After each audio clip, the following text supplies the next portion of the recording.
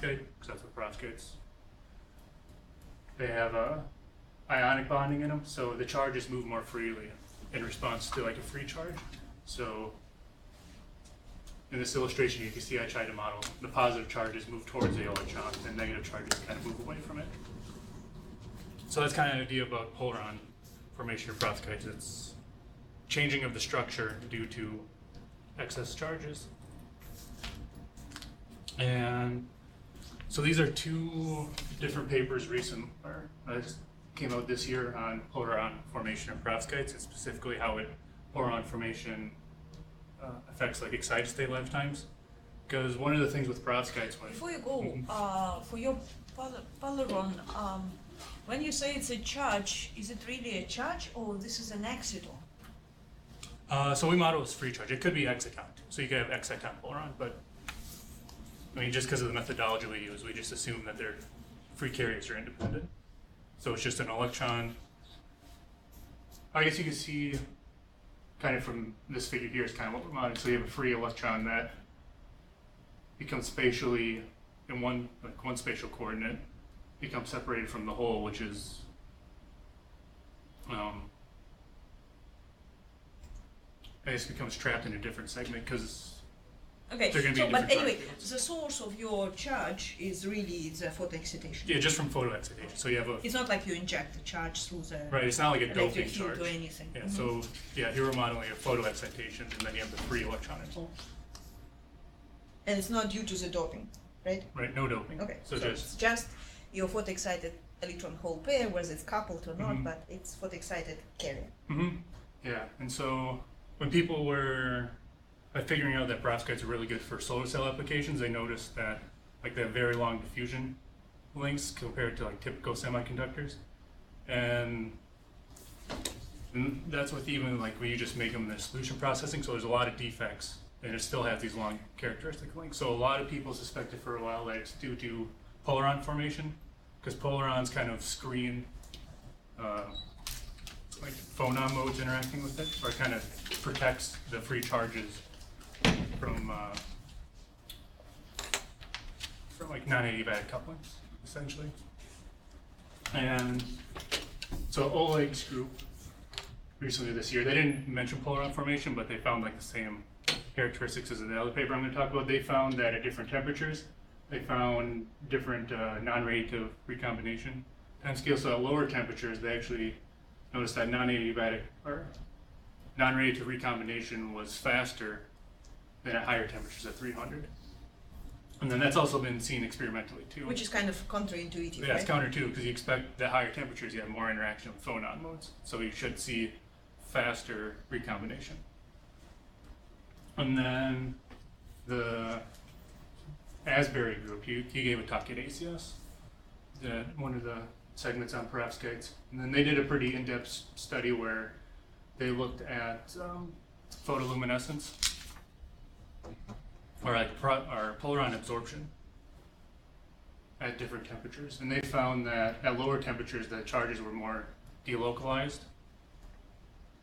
And they didn't see polaron absorption, but at higher temperatures, they saw increased polaron absorption. And I'll show some figures of that in a couple of slides.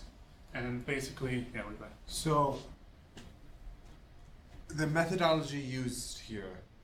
So this is it just ground state that then you do like the typical, like you do red field, I think, or green, I forget which color it is, red or green, and we do like Tully. Is that what they're doing? So is this an effect due to just disorder in the structure that you can see both in the ground and excited? So maybe I didn't say, so this is an actual experimental paper. So they actually, so they use like IR, or time resolved IR emission to measure absorption of polarons. And then Oleg? Yeah, Oleg. So they use, I assume, surface hopping. Okay. I'm not sure so how like exactly that, or modeled it, but yeah, but they notice the same trends that you have at higher temperatures. You have slower recombination, whether it's radiative or non-radiative compared to lower temperatures, which is counterintuitive. And yeah, so those are a couple papers recently on recombination. And then Serrier tried to get a group at Los Alamos. They collaborated with some experimentals, and they tried to like quantify polaron formation in perovskites. And so this left picture is kind of how they went about doing it. So they only measured like one octahedral cluster, because you can have polaron formation at very long lengths, but just due to the computational cost, they just made a cluster, and then they just measured changes in bond distances and bond angles for whether they have a free charge or not. And what they found is that there was about like a 5-degree difference in bond angles when you have polaron formation, and they also had some bond contractions too, and elongations. And then they attributed this due to at higher temperatures you have. In the perovskites they're looking at, they use methyl ammonium, so you have cations that can freely rotate. And then they associated that polaron formation comes from those dipoles, like putting an electrostatic force on some of the ions, and that kind of pushes them. So you can kind of see here's like they have the arrows pointing where the dipoles are at, and then they kind of coordinate them to some of the halides, and that induces the angle changing and produces polaron formation. And then, yeah, so they took all the data from here and they constructed a couple potential energy surfaces for the ground state structure, which I assume they just use molecular dynamics. So I'm kind of trying to relate. You said before that perovskites are known for the very high diffusive lengths for the excitons, right? Mm-hmm. Which is the largest among any other materials, right? Longer than like the same class of material, anyway. Same class like semiconductors? Semiconductor, yeah. Okay. But and polarons are the reason why this is happening. But on the other hand, like creating of this kind of internal field, right? I might be wrong, but intuitively, and I think this is kind of regular discussion when people talk about polarons and conjugated polymers, that it actually traps the exciton rather than kind of provides this easy transfer or easy transport. Mm-hmm. So it's kind of creating a more deeper potential. So exciton is kind of trapped inside, and it helps for emission. It's create more longer living excited state because of this kind of trap, but not really. But I'm not sure how this relates to the diffusing length of the exciton. And what you show in here looks like, yeah, you based on your potentials, it looks like you really should kind of create a special well due to this internal field, right? So I guess, I haven't thought about like spatial dynamics. Like if you give like a wave packet that's trapped, like some velocity. Can right now polaron is centered at lead ion, specific lead ion. What if it will move and will be centered at another lead ion? Will it be easier to like migrate this polaron? From one lead to another lead? Will it be any barrier, or it will be moving across without any barrier? This is my understanding, that you really kind of increase this barrier due to the polyron shell, or how say, screening effect. Now I guess in this case, like it's only one lead, so it's like it's a small polaron. But in that experimental paper I showed earlier, they like from their measurements, they think that the polaron formation is around like 9, maybe 10 nanometers. So maybe if it was slowly like continuous enough, maybe it's not that big of a barrier. Maybe it's just like a shallow well, but it can have enough kinetic energy to kind of propagate. But again, if you go to this area, I would definitely check the discussion on conjugated polymers, because it's a huge, you will find a huge amount of literature from theory experiment where they talk about polarons formations in conjugated polymers, right? And again, it would be kind of interesting, because this is of course semiconductor, but you have a soft part of it, of these ligands which are easily move in the same way as you usually have in soft materials such as conjugated polymers. I think the difference between... So again, language between semiconductor people talking about polarons and the polarons in conjugated polymers might be slightly different, right? But that's why I'm saying, like, I'm not sure that you were really checking the literature on other materials rather than semiconductors. Right, and I And guess it might be slight difference. And again, comparing, maybe if it's different comparing to conjugated polymers, it's also interesting feature to discuss. yeah, I think just off the top of my head, for polaron formation in like organic materials like polymers, I think it's mostly due to like the small dielectric constant, or it's easier for charges to communicate. So you might get more like deformation. But it seems like in perovskites. Now this was it, like this is what it's really kind of creating more like kind of localized state, whereas exciton is more localized. But I guess with perovskites, it's known that the dielectric constant is like Big. like really large. So it's not due to like the charges interacting with the lattice necessarily. I think it's just due to the reorientation of like those A cation ions, because they have degrees of freedom. If you have methylamine, they can rotate, and that's not necessarily something you would consider in a polymeric material. If you have cesium, it's just a point charge essentially, so it doesn't even have rotational, so it can just. So I guess ideally it would have like a lower like threshold energy since it doesn't have to rotate. I know that there's some papers I've been I haven't read yet, but they try to investigate like time polaron formation between like the different cations. They're out there, I just haven't sat down in depth and looked at them yet because it's. But do this is a difference between when you have in like what's the regular ligands are used in ammonia, or what is it? Methyl ammonia. Methyl ammonia, or you're using this other cations such as Just cesium, so it's a cesium. single atom. And not a cesium is of multiple. course it's heavier thing, right? And as I said, like nothing to rotate really. But you see the polaron formation in both materials, or you really talk about polarons only in methyl ammonia rather than this. Just from a cesium. couple abstracts that I've read, they see polaron formation in both. It's just one happens quicker than the other Okay. in the excited state. I can't remember which one's which.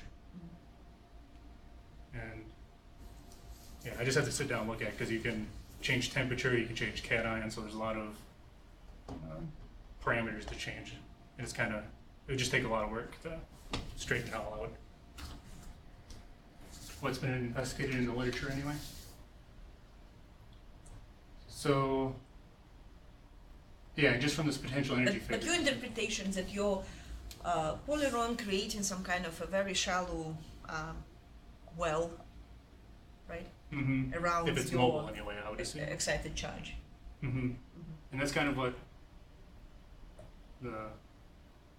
this paper shows here. It's like they show from the bottom of the ground state potential energy surface, Frank Condon excitation, and then after some time energy dissipates and it forms the polaron. So that's how they kind of suspect how polaron formation happens in these materials anyway. I can't remember what the experimentals paper saw. I just kind of focused on they computationally tried to determine polaron formation. Isn't Frank Condon, like that picture, you don't really have an additional stabilization force due to the rearranging of the lattice.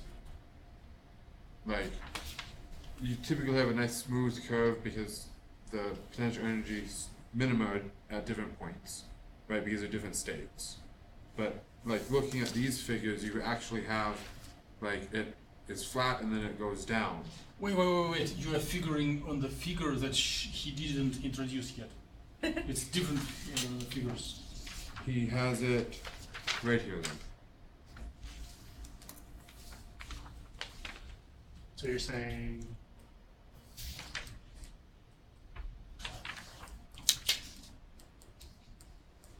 So that one, like you have flat and then it is down or wavy, right? right? So they just modeled two states, so homo. Let me make the question more precise.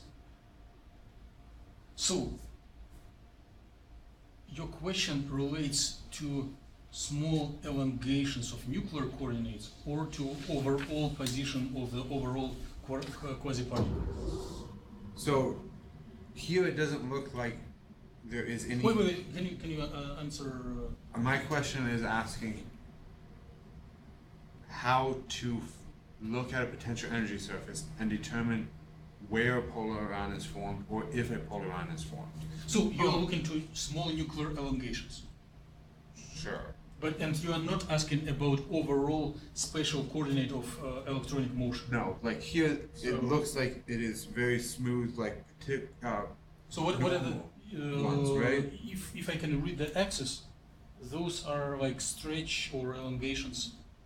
It's a small deviation from equilibrium. Sure. On the figure that you were pointing, That's potential.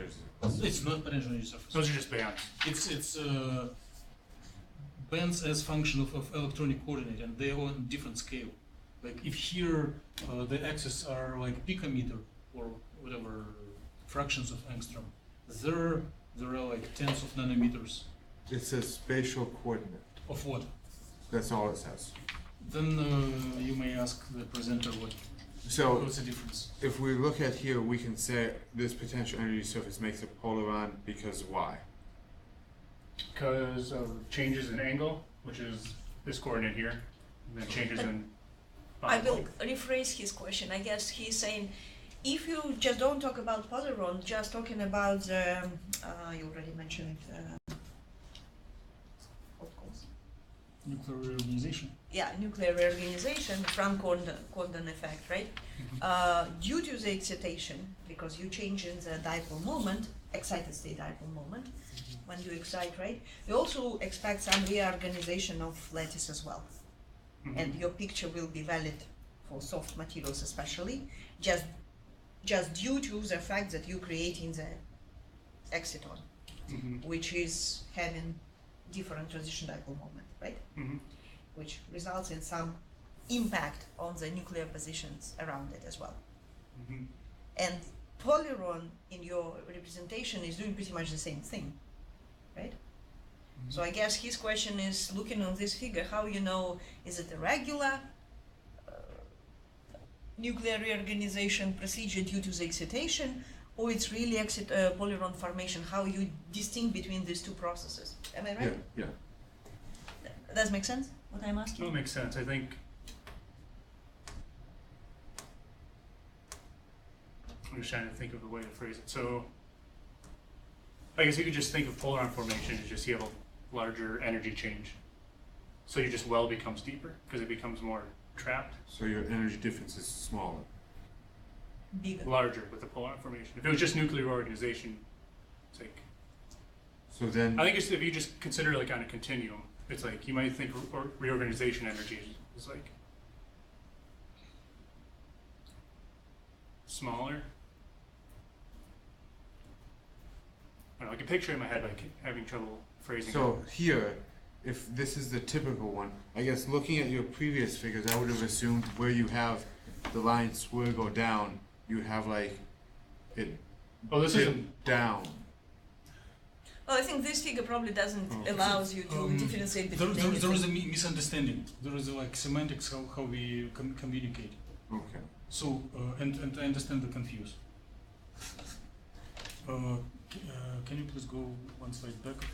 So the computer is here probably. But the question is that both processes kind of end up with pretty much the same. No, there is a. It Picture. sounds confusing, but it is different. So Well, when sure.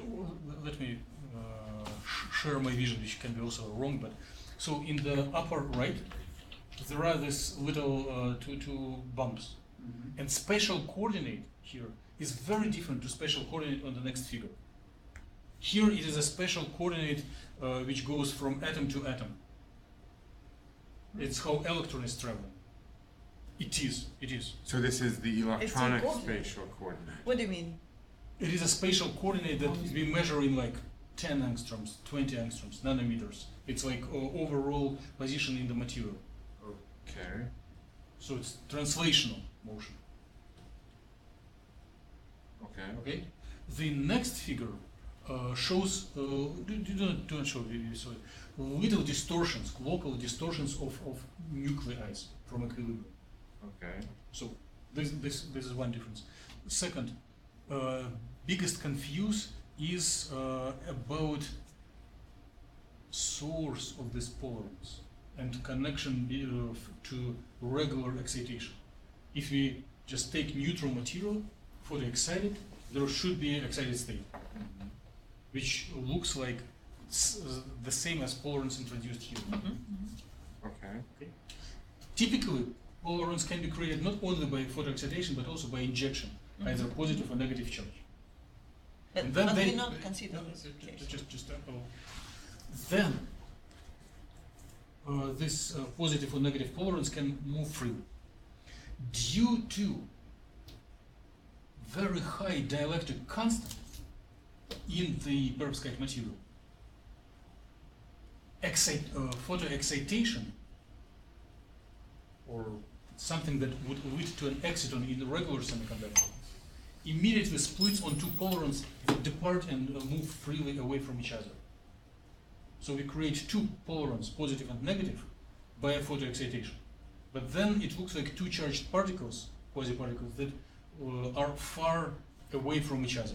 So in other words, once you excite, your charge carriers immediately are not at exciton. You excite an electron and hole. There is nothing that would hold them And together. then immediately upon excitation, it changes the lattice to have interaction between spatial lattice, not like the entire phonon, but like very spatial, and that moves.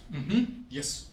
So in the potential energy surface where he talks about Van Condon, wouldn't there need to be a potential energy surface that has a minima that is due to the reorganization, reducing the energy of the electron and hole due to the interaction between the dipole of the lattice upon excitation?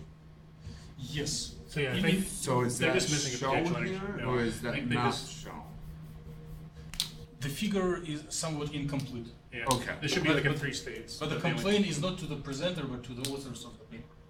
You can complain. It was more a question, what, like, yes, okay. Thank you. That makes it much more clear. But it might be probably put slightly in a different discussion. Like in general, you can put it this way: it's a semiconductor, right, with a very strong dielectric constant.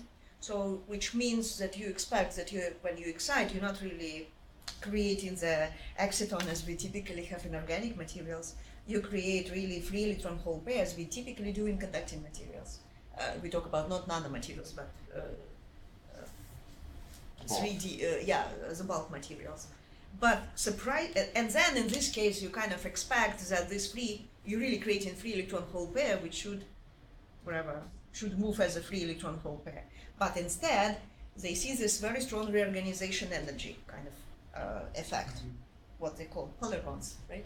So means that you see the same effect as you typically see in organic materials, but in organic materials, this is due mainly not through this internal electric field which kind of creates through the redistribution of positive and negative charges, but you have it due to the exciton effect, right? And creating the strong interaction between electron and hole, strong dipole moments and so on, kind of make reorganization of this nearest neighbors strong or weak. Again, I don't know exactly numbers, but they doing this reorganization energy, which kind of also called polaron, and it's usually trapping the exciton.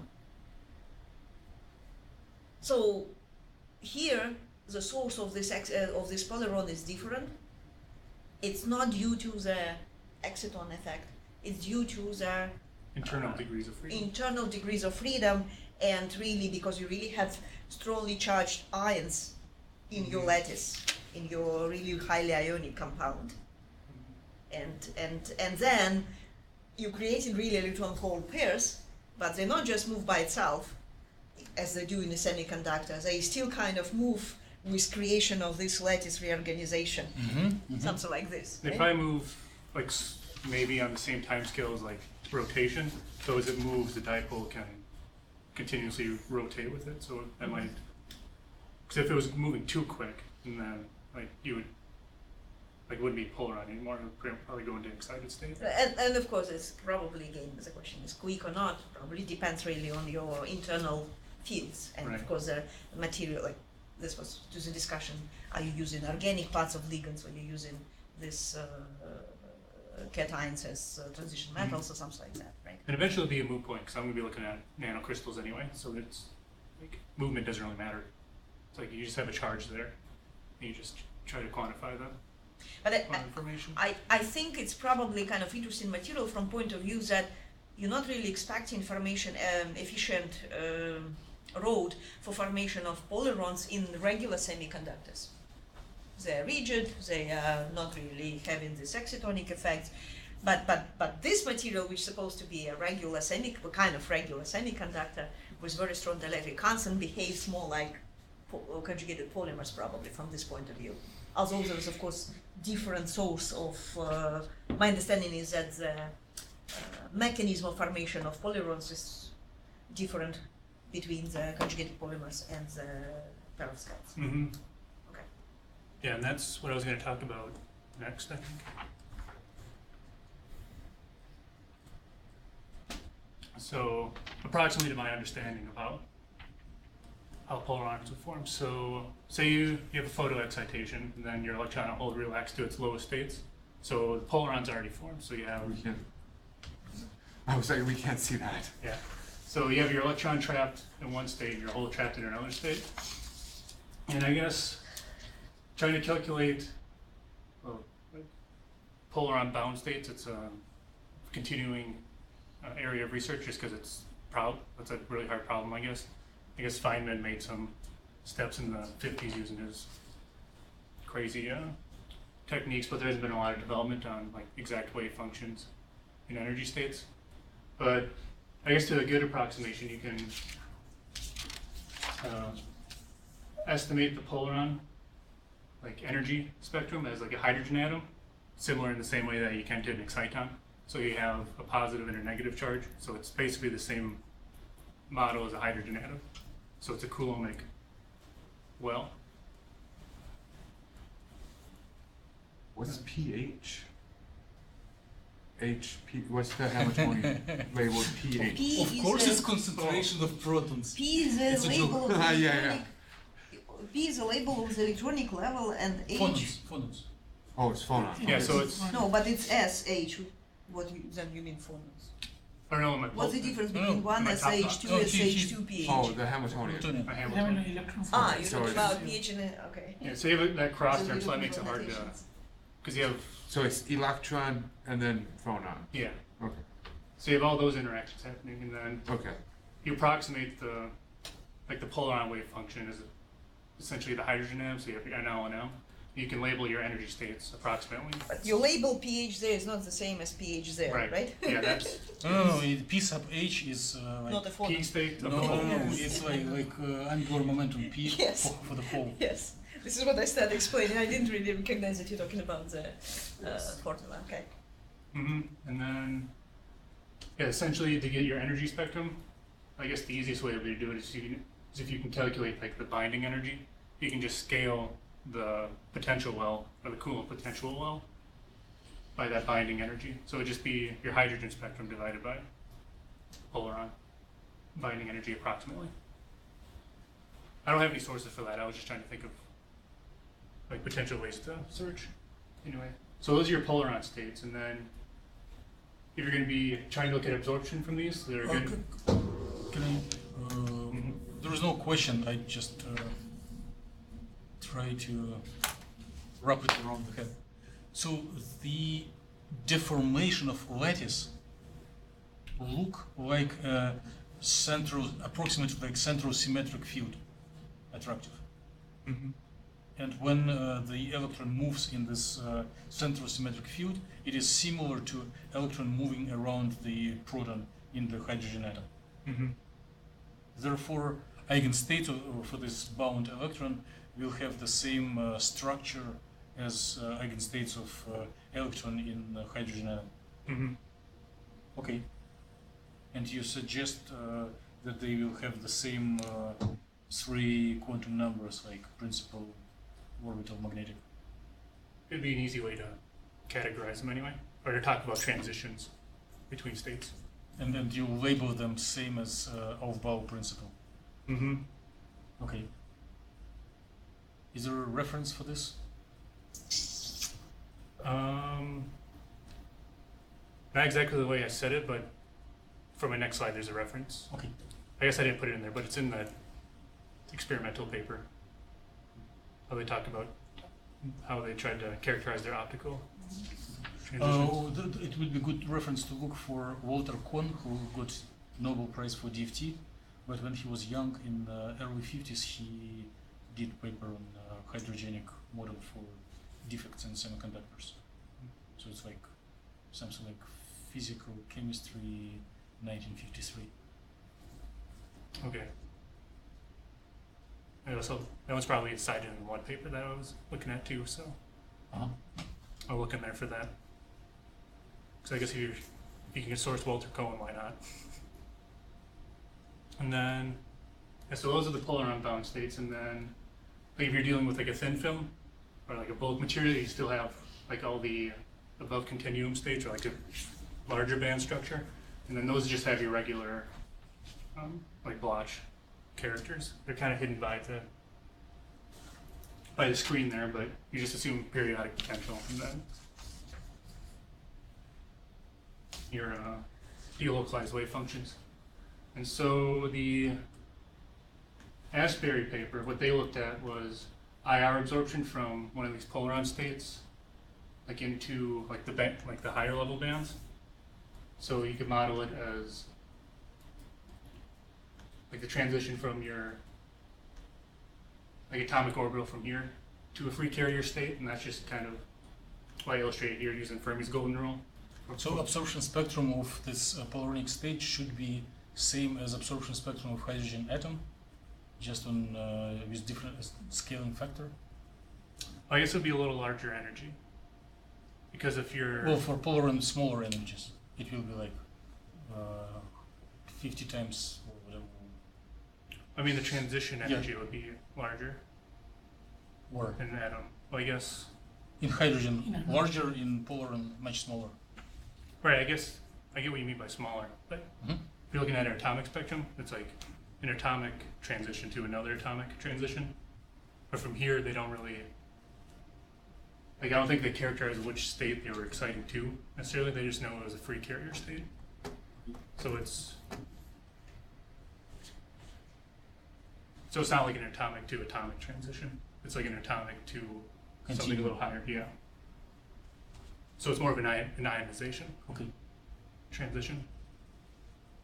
And then this is just a figure from that paper there. So they noticed at higher temperatures, they saw higher absorption, which indicates you have more polaron formation at the higher temperatures. And then this figure is that their x-axis is wave numbers. They noticed that their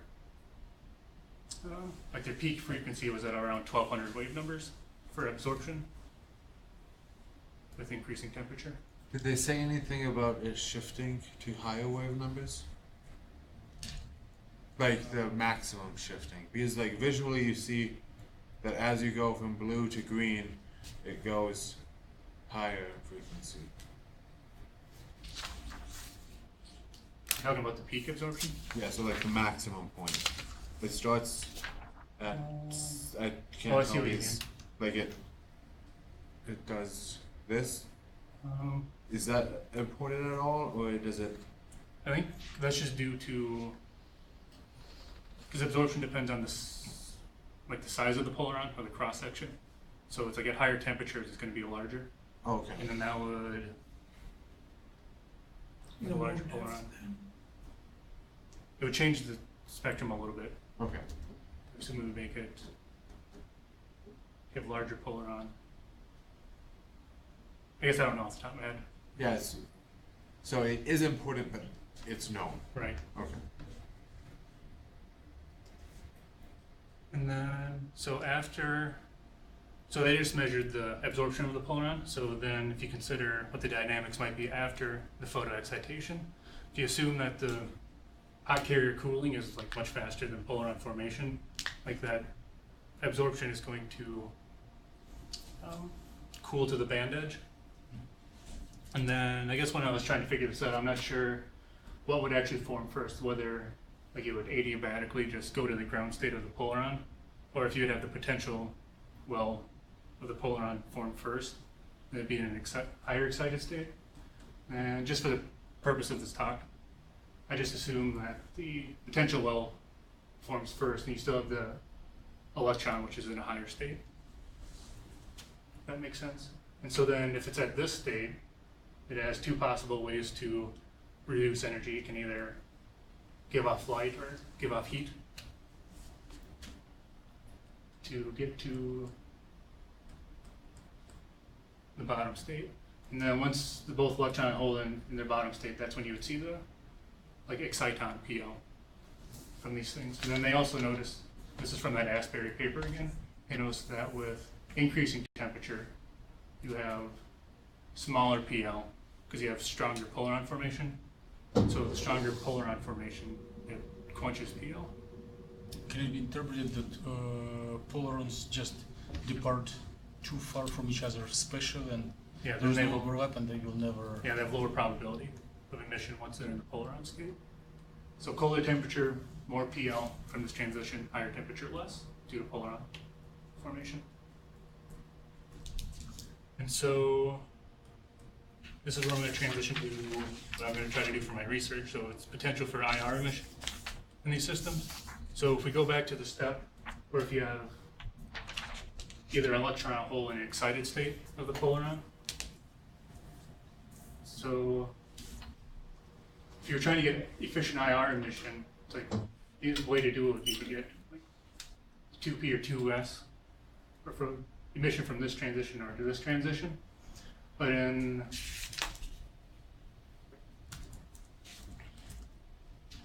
I guess I don't know how I'm wanting to say this. But I guess in perovskite films, it's like this is how your spatial coordinate would look. But if you shrunk it down to like a quantized system, it would basically be that your entire like spatial coordinate would just be a polaron, because the polaron formation is about like 10 nanometers. That's about the size of the perovskite quantum dots. So if you go to a quantum dot, you basically can shrink your spatial coordination, and then that usually enhances radiative transitions. So it might be possible to make the radiative transition here like quicker to get efficient IR emission. So I guess I'll ask if there's questions here, because after this it'll just be kind of going over results that I've done so far. I have a question. It's not like a trick. I don't know the answer. Would it be possible and reasonable to use only positive or only negative polaron in quantum dot as a guinea pig to study polarons at all? Because when there are both positive and negative in quantum dot, it probably they will not depart from each other, and excitonic effects could be bigger and suppress polaronic things. Mm-hmm.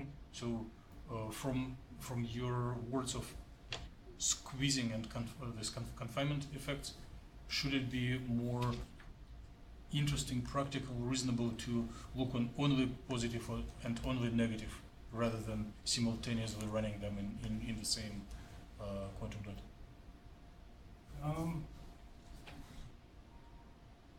Actually, what's the origin of this coupling between the elements?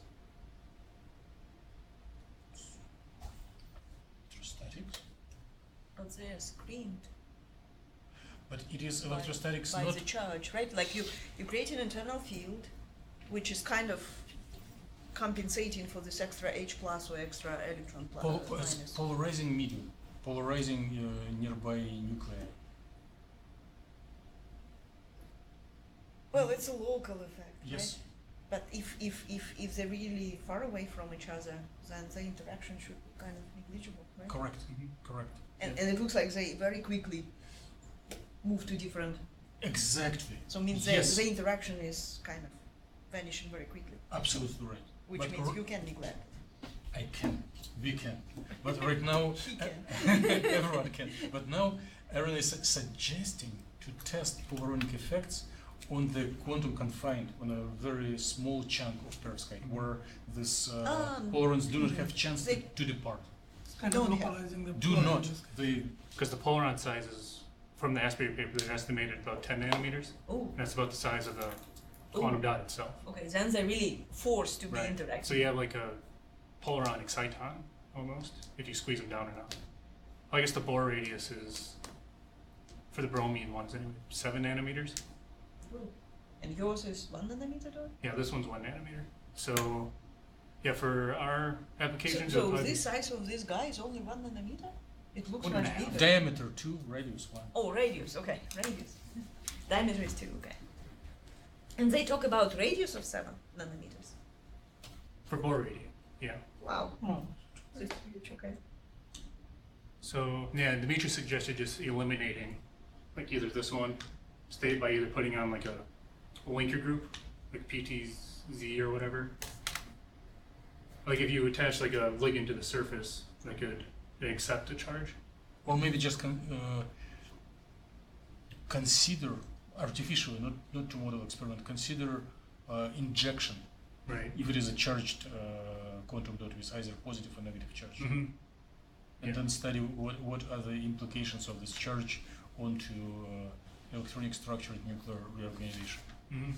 That's a segue to basically what I've been doing next. So basically, the initial test I've been running is just not considering the electron or the photoexcited electron in the system. But before you go, I missed, you were showing the paper folic pressure, right? Mm-hmm. And that was done on the bulk material, first of all, right? But what exactly they do for their calculations? Like you said, they don't not even call it polarons, but the effect is pretty much the same. Yeah, I think they just did.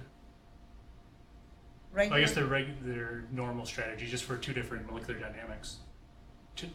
For electrons Sure. separately, for holes separately. Or I think they did it for both. They just did it at different temperatures. Their dynamics. I guess I haven't fully read the paper. When I was reading through the literature, I just noticed that. So like they're not results- really including any effects of interaction between these two different type of polarons between electronic and hole polarons. Right. Something how you call them actually. Okay. Then look on the spectral density to check on the different temperature, and then compare this one. Yeah, kind of like their usual, like routine for the perovskite materials anyway. So is there experimental evidence for this light emitting from 2PE or 2PH to 1S? Not that I know of. So this is pure conjecture that if you get these states far enough in energy, instead of having like thermalization through all the electronic states to the lowest state or highest state, that's all pure conjecture. It's research.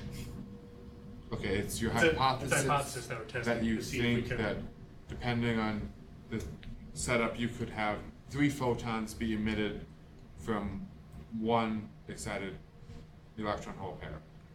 Mm-hmm. Yeah, I guess we're kind of at the moment neglecting how that state forms. We're just assuming that if you can get a charge like into one of these upper states, whether you can get efficient emission from that transition. Because that transition should be on the order, I guess I'll show in a little bit, but it's about 0.1 EV. So the transitions are in the mid IR range, or like the IR range.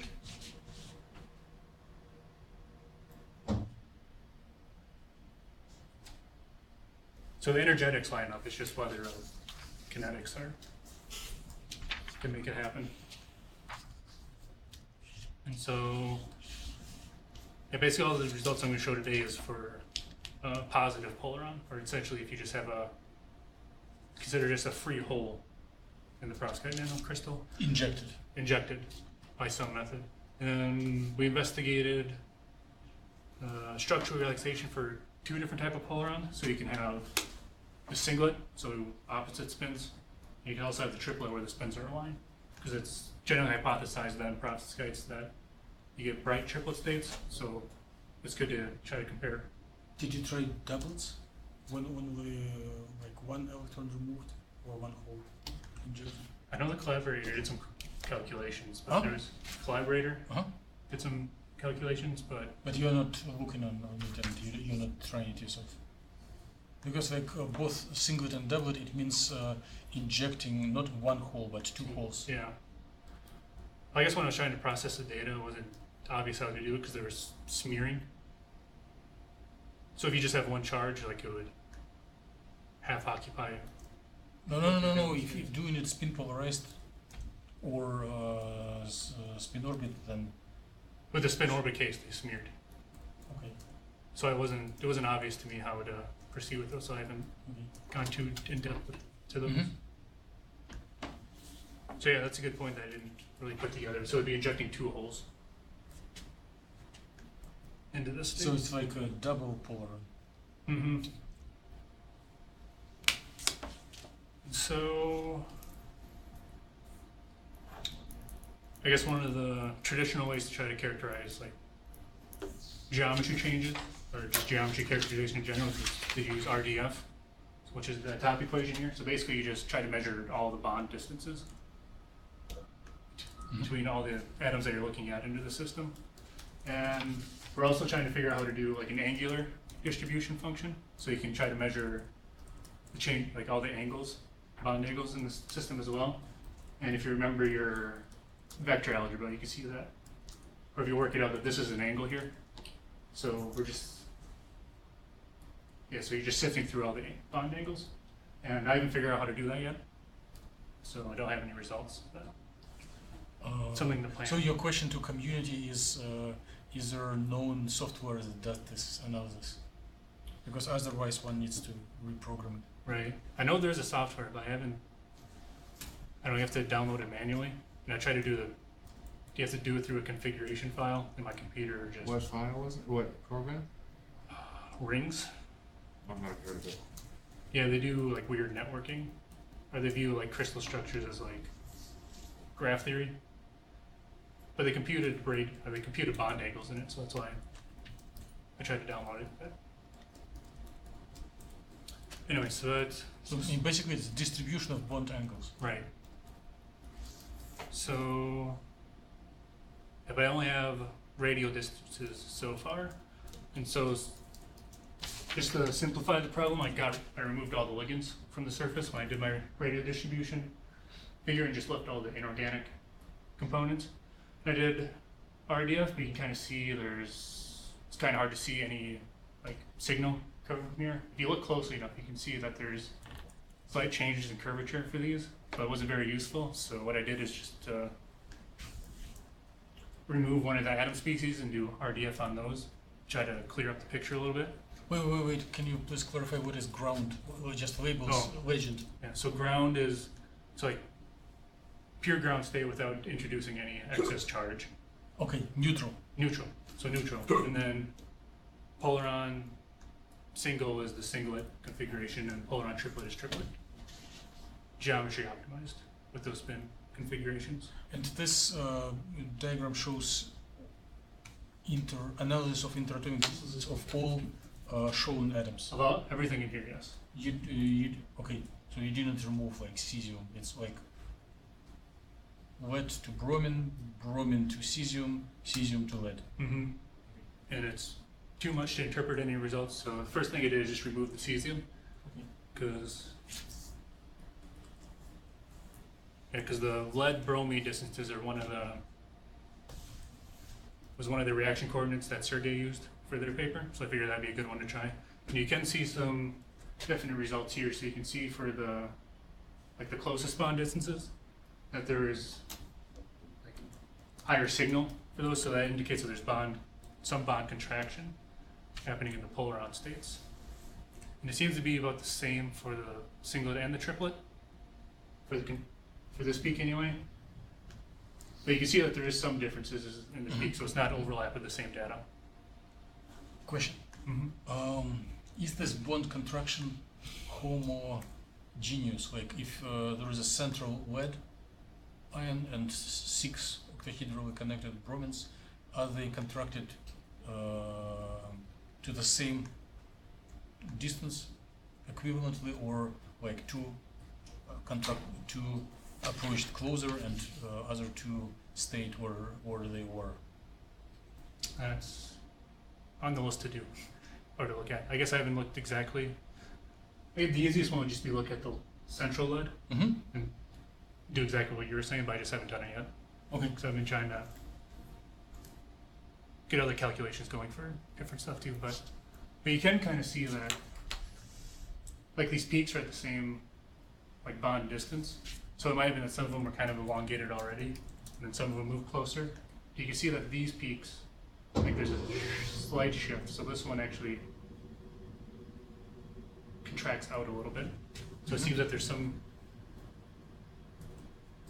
I guess it would have to be that way though. If there's some contracting, there have to be some that move the other way as well. So it's kind of conserving distances, I guess. I just need more investigation to kind of clarify exactly what's happening in the system. I have a naive question. So instead of lead bromide, what if you have just titanium dioxide and you do the same procedure? What kind of trend do you expect? Not a lot of change. I would suspect anyway. It's like maybe not even any, I don't know.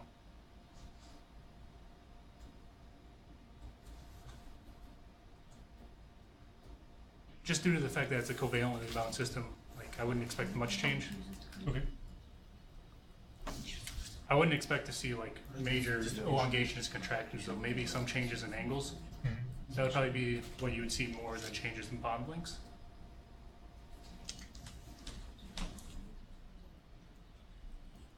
There is another question to. Technical details. So Can you you- go a little bit more details how exactly you calculating this? Were you this exploring trajectory, or you just took initial and final geometries? Initial and final. So the ground state is the geometry optimized with neutral charge. Mhm. And then, so that's the black line. Mhm. And then the dotted lines are configured the ground state polaron for the singlet and triplet. So the geometry optimized polaron. Oh, okay. So it's not really like you're not really looking on any kind of deviations along your trajectory with adiabatic dynamics. This It's is just in a fixed moment, I would say, Yeah, this or is at ju- 0 Kelvin, right? yeah, this is all just geometry optimization. No molecular dynamics. But probably would be Can you we- can get the same information if you run the trajectory. Well, it would be more interesting to look on it. Yep. Time resolved RDF. Mm-hmm. And I think this is very similar to what Levi was doing with his, I don't know whatever the name of your code for getting this. IR? Yeah, Oh, I wrote it. I know. That's what I'm saying. Like, you Yeah. either can do it by yourself, or you probably can And also- ask Levi for sharing. Yeah, and John Fogel also was making movies of time resolved RDF functions. Yeah. How they. I know that I It's think fine. John said his was in Fortran, which good luck with that. I figured out how to do it on my I took the used the same idea set, but I did it in a different way. Yeah. So So it's I'm actually while you're talking, I'm writing a code to do it for the bond angle. I'll get you into the acknowledgements that it turns into a paper. And can you repeat it? I know you probably told it already. How exactly are you calculating the triplet? This is VASP calculations, right? Constrained DFT, yeah. So you just tell it the spin configuration for spin polarized. But you're not calculating alpha and beta separately, right? Just regular. It's, Well, you it's can- been constrained DFT, so it Yeah. means you do calculate alpha and beta. Yes, you So can do triplet without. for optimization. And then we do electronic structure with spinner from the Right. optimized structure. But then how you? Alpha and beta. So Yes. you will have different geometries for alpha and different geometry for beta, or No, what? no. Then what exactly you say? Like you'll optimize the structure with spin polarized case. So I guess I don't have a figure that helps. So so we just choose. So we start from the ground state geometry. So create a whole new directory, and then in the in card just choose what the spin configuration that we want, and spin polarized, and then just let that optimize. Oh, okay. Then once that optimized, we just do a spinner.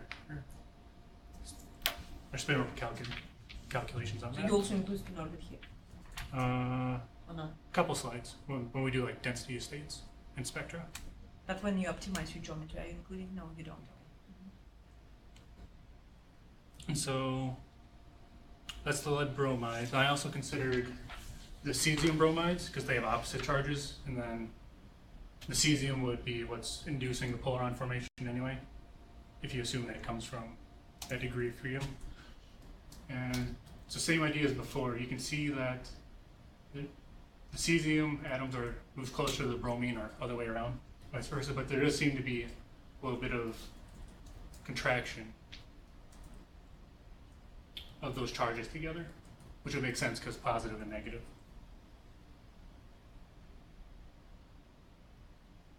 And then I guess going into further investigations, the easiest thing would be to do just consider like the central lead and this measure But- the But again, angles. compare with, like you're showing two figures in the different slides, right? Yes. And again, I'm confused with the difference between them.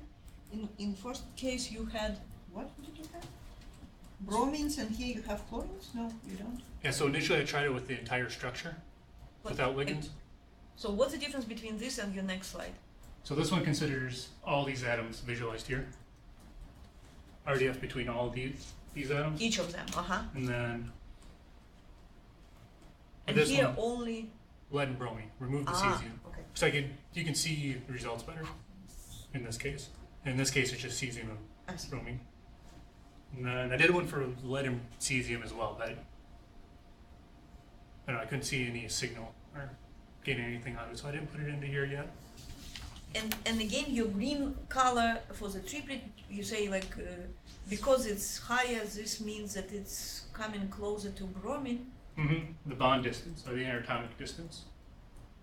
but they have the same interatomic distance, right? It just you call it pair correlation. The Larger number of pairs. are having this position, Yes. but they're not really moving to anywhere, right? Then why you conclude that it moves closer to bromine? More pairs have smaller Yes. bond distance. That's it. And less pairs have larger distance. So some atoms. Right, but again, it's not like completely different bond distance. It's the same bond Correct, distance. yes. You have the same bond distance in both, but you have just a few more.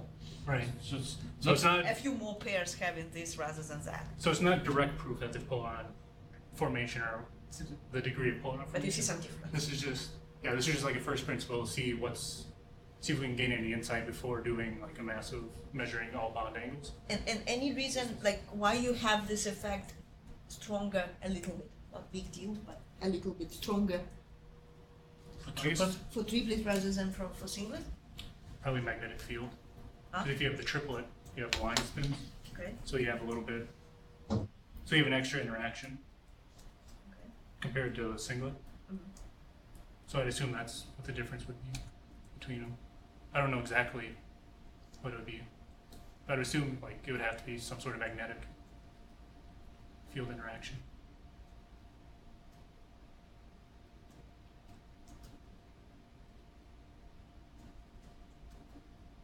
Yeah. And so that's structure calculations, and then we'll move on to. You definitely have extra interaction for triplets, right? Due to the spin. Mhm. This is true, but is it really the reason? I'm not sure, but okay. But you get different forces acting on atoms when they optimize. Because I know I've seen, because it does change like band energies between triplet and singlet. So it does seem to be affecting electronic states, which would impact optimization. Okay. And it wasn't a big, like a very large difference anyway, it was pretty small, so it's, yeah. And so this is density of states for the two systems, so the singlet, positive polaron configuration, and the triplet, positive pole. And can't really glean a lot from these because the broadening's probably a little too large to see any fine structure effects. So you can see that this uncovered white space here just indicates that there's an unoccupied state, or essentially a hole in the valence band. So that's what's driving the polaron formation. And they essentially have the same. This is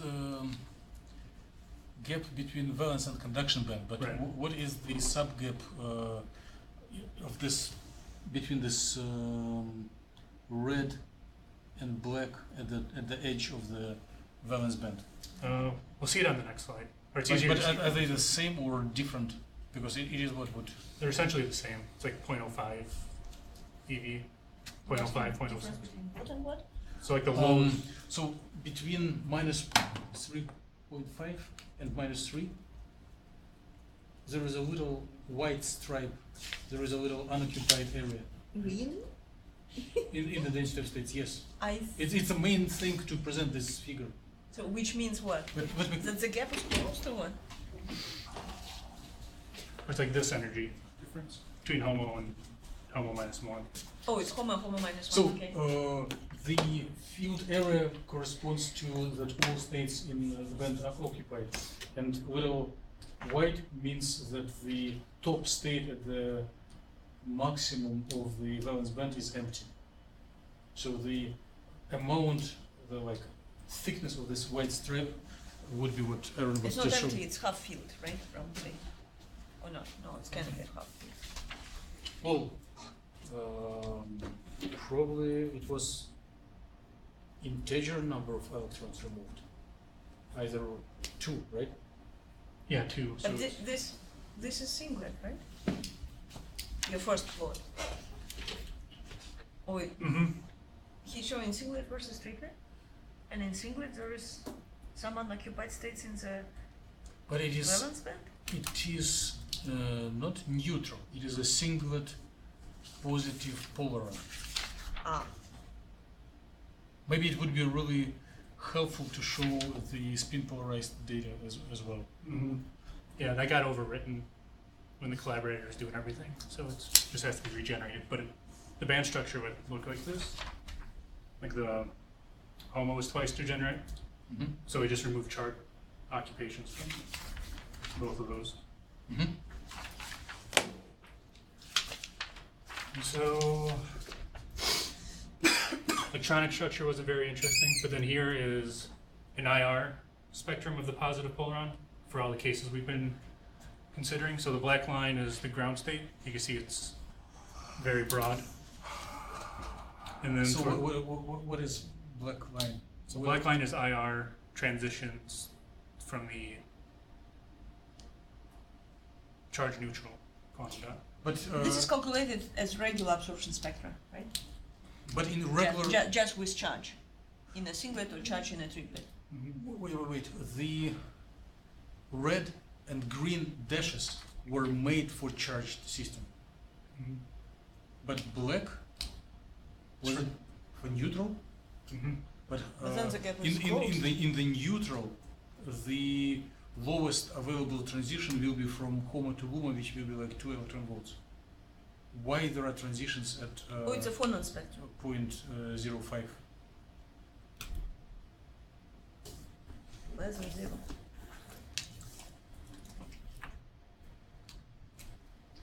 Well, this is emission from within the valence band. But when you did polaron, you were not making transitions. Let me share some thoughts and we'll figure it out together. Because maybe here there is a comparison between apples and oranges. So when we are looking for absorption in the independent orbital approximations, we do have oscillator strengths, we do have resonance condition, whatever, h bar minus difference of final and initial state, and then we either make summation of I smaller or equal than homo and J is bigger or equal to LUMO, or we multiply it by occupation of initial state and 1 minus occupation of final state, right?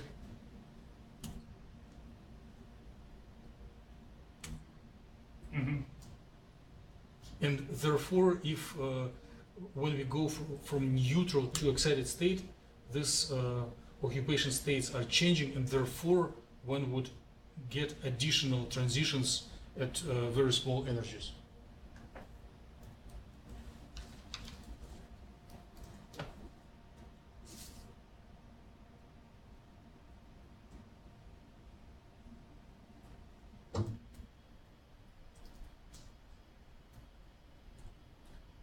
One can, maybe this black line, you just added together all what is written in red and neglected any constraints on pairs of orbitals, each to each.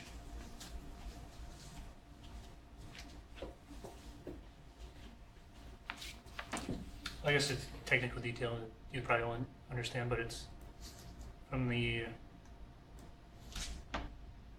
oscillator strings from the ground state. So you have the VV, CV, and CC Okay. oscillator Yes. strings. Yes. So this black line is just the oscillator or transition energies and oscillator strings For like For- VV. for the VV for the same energy window. Okay. There is no justification to plot VV transitions and tell that it is absorption spectrum. Because it's not. It will not happen because transitions may happen only from occupied to unoccupied. And if they both are occupied, it will be the transition will be disabled. Mm-hmm. So it's definitely a lot of resonance transitions that like, states are available, but since both initial and final states are occupied, it will be not seen on any of the realistic experiments. Okay. So it's like what is shown is density of transitions between pairs of electronic states Mm-hmm. for the black line. And for the red and green, you looked on to CV from valence to conduction.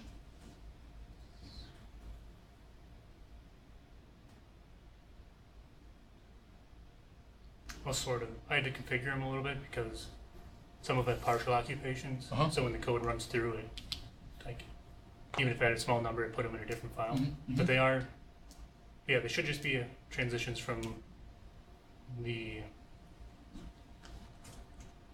whatever state's down here to Mhm. here. So the green and blue, green and red look reasonable, Mm-hmm. and red and black is something to either remove completely or check. Yeah, I get what you're saying now. Okay, but how do you interpret this green and red? So those would make sense that they're like discrete transitions. Like if we go back to when I was talking about how you can approximate polaron states as absorbed or like hydrogen states. So like S1H to S2H, S1H to S2 to P2. Mm-hmm. Okay. Yeah, so those types of transitions. So that explains why it's not like a continuous spectrum, but you see Uh-huh.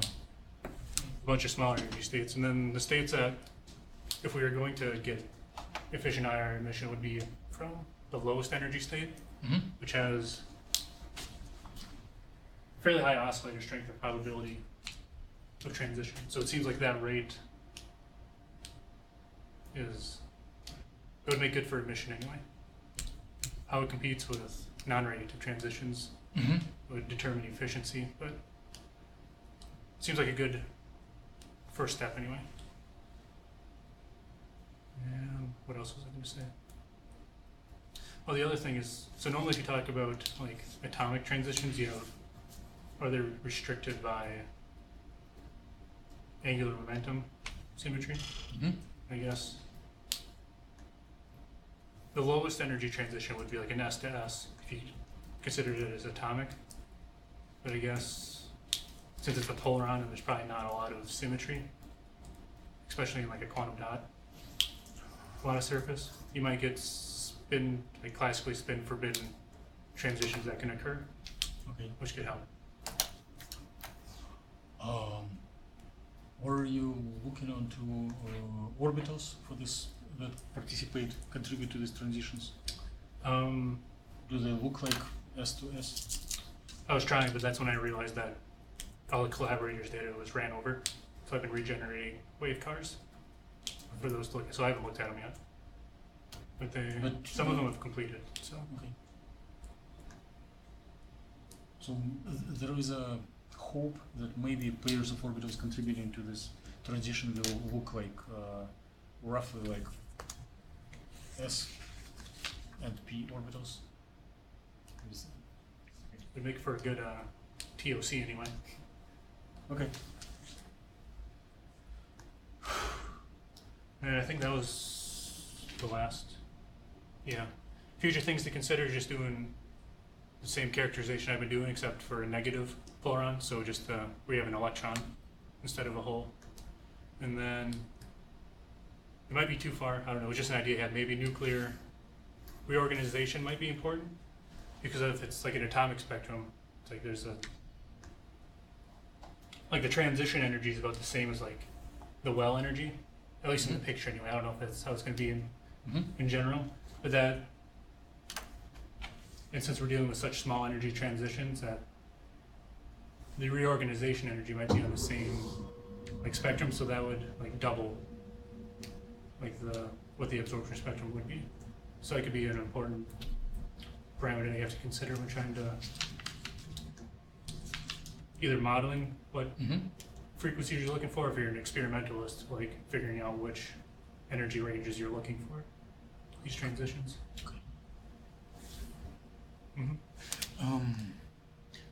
So right now you practically remove 2 electrons from HOMO,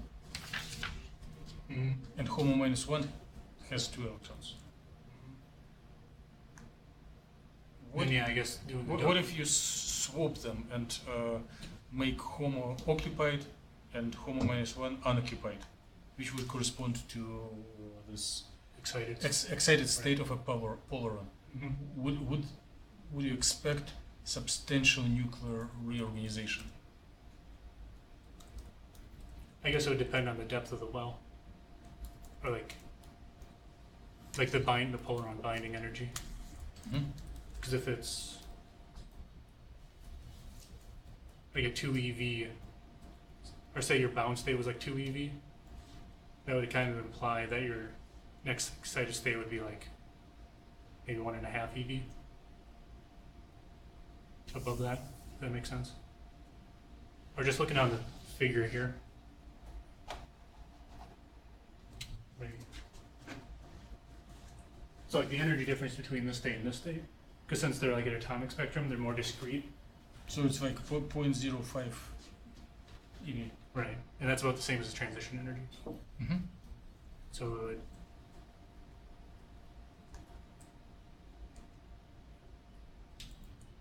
forgot the question.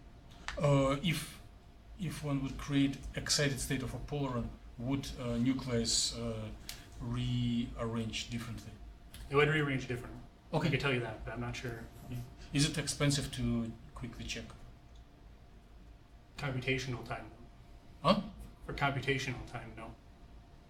Or so yeah, it's something that can be done pretty quickly. Okay.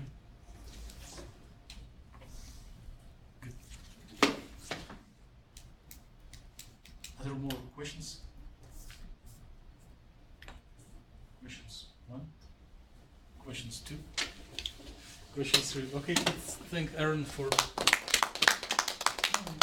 being brief and start discussion of between you research area. So announcement of next meetings will be sent by emails. Have a nice Any volunteers? So what's Yeah. about next week? So next Friday we are having holidays. Yes, But there- on there will- Tuesday, who's talking next Tuesday? I mean, coming Tuesday. There are options. It's not yet decided. Okay. Okay? So then who's talking next Friday? Next Friday, Next no one Friday. talks next Friday.